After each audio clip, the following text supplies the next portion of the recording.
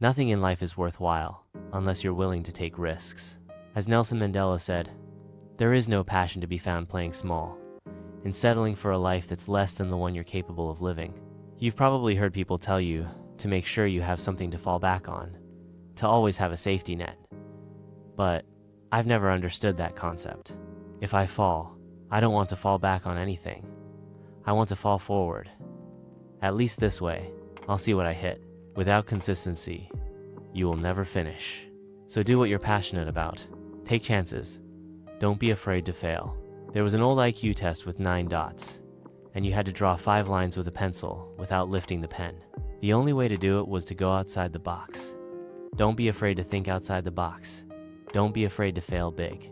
Dream big, but remember this: dreams without goals are just dreams. Reggie Jackson struck out 600 times in his career, the most in baseball history. But you don't hear about the strikeouts. What people remember are the home runs. Thomas Edison conducted 0 failed experiments. Did you know that? But the one honest was the light bulb.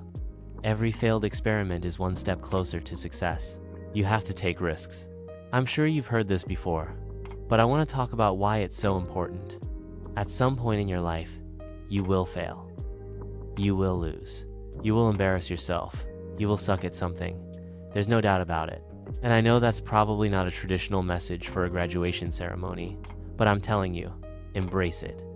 It's inevitable. In the acting business, you fail all the time. Early in my career, I auditioned for a part in a Broadway musical. Perfect role for me, except for the fact that I can't sing. I didn't get the job. But here's the thing. I didn't quit. I didn't fall back.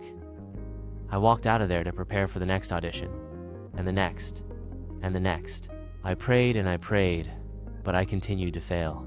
It didn't matter because I knew one thing. If you hang around the barbershop long enough, sooner or later you're going to get a haircut. You will catch a break. And I did catch a break. Last year, I did a play called Fences on Broadway. But here's the kicker: it was at the same theater where I failed that first audition 30 years prior. The point is this: every graduate here today has the training and the talent to succeed. But do you have the guts to fail? If you don't fail, you're not even trying. To get something you never had, you have to do something you never did. Imagine you're on your deathbed, and standing around you are the ghosts of your unfulfilled potential. The ghosts of the ideas you never acted on, the ghosts of the talents you didn't use. And they're standing around your bed, angry, disappointed, and upset. They say, "We came to you because you could have brought us to life. And now we have to go to the grave together." So I ask you today, how many ghosts are going to